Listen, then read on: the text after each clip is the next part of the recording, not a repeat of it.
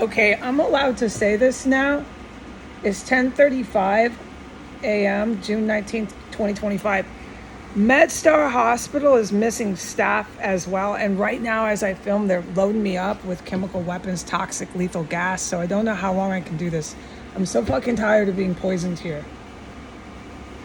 Okay, the killer snuck into a doctor's office that has to do with constantly issuing arrests for me for my mental health. I'm supposed to say this. That doctor was black. He's a man. He went missing in the hospital. This is how it happened. The killer got in with a wig, dressed as a woman. You didn't even notice them. They were slender and tall. It was a man. It was an Afro-Arab man. These are the Saudi and Iranian agents out for vengeance, okay? And they got into his office, straight into his office, and they chopped him up in the office, dude. These people are fucking sick. The Ukrainian and Russian did that too. And you know who else does that? The U.S. The U.S. serving military members, the same ones that started attacking the U.S. good guys 2 years before 2017. Some of it made the news. A great amount of it made the news. They were Saudi Arabian and they were Arab, but they were from here. U.S. A lot of them were citizens who started making the news and attacking the U.S. Anyways, on the bases, they've been chopping up bodies ever since I can remember in here. They have crew cuts, military green shirts. They're fucking U.S. military, okay? But this is really sick, though. So understand how sick this is. So these foreign guys came in. One of them came into the MedStar, got up to the third or fourth floor. That doctor's missing, and they know it. They have people missing from that hospital. MedStar went into his office, killed him. It was a bloody mess, dude. But not everywhere. No, they're really evil. They bring in what they've got to bring in. They chop them up right there. It takes some minutes, and then they haul the body out in pieces, this one, and they put it in the incinerator. All right, MedStar? You hear that? That's the only time, MedStar, I've been allowed to talk about what goes on with your incinerators in your hospital, except one other time. And it's so high level, top rank, I can't talk about the last time I talked about it. All right, MedStar? Your doctor went to ashes after getting cut into bits and pieces by an Iranian Afro-Arab furious fucking agent. Because you can't stop coming to S Street. Okay? So your little post about being diagnosed, you're right. I was diagnosed not, N-O-T, mentally ill at your fucking hospital. And another one of your doctors was just murdered in your hospital, hauled out, and put in the incinerator. I can say this now. That happened the same night that the first 5 people, 2 of which worked at Renter's Court. It wasn't 5, but I got that confused with today.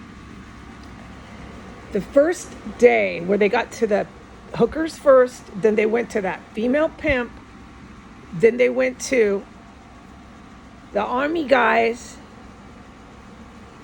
the 2 executive staff, and then Donald. I don't know the status of the 2 executive staff and Donald. I don't know.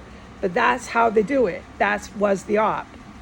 What I might be missing a beat here, but just recap and read it. I put it into writing, and I put it into verbal. That was the first night. You keep coming here to S Street with all your cops and robbers. Last night, there's even more not showing up for work at Renter's Court. The first night, they went in the day, I assume, because this was a op, God knows how long, like hours, or up to a group of 2 days. They don't take it much further than 48 hours. That doctor it's so disgusting, okay? But these doctors are plotting terrorist attacks from their fucking city hospitals here. I witnessed 4 days. I was stuck in that place, detained for 4 days. By the second day, it was involuntary. I wasn't being legally detained because I wasn't crazy. They had to legally somehow abide by the law there. By 2 days, they had to release the detaining. And then by the third day, I said, I want out of here. You can't legally hold me. By the fourth day, I was gone. I was diagnosed at that stupid, disgusting place after being falsely arrested in a terrorist cell. Not, N-O-T, mentally ill. And they still putting the shit online. It also coordinates with IEDs that are just crammed everywhere. The eyewitness here was just stunning. And they just can't stop coming to S Street. And people are fucking showing up missing all over Washington, D.C. From hospitals to courts. You can only figure everywhere else. Okay, I'm allowed to say what happened at MedStar. It was disgusting.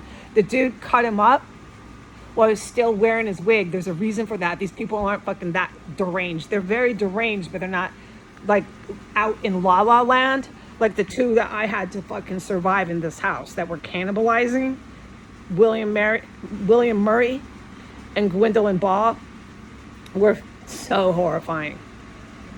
This man who came in did it in a matter of minutes. He kept his wig on. There was blood on his shirt, but he had medical clothes on. He did it right there where the doctor was sitting. That's where he killed him and attacked him. He cut him up into pieces, took him to the incinerator, and fucking burnt him. There's no trace of this fucking bastard.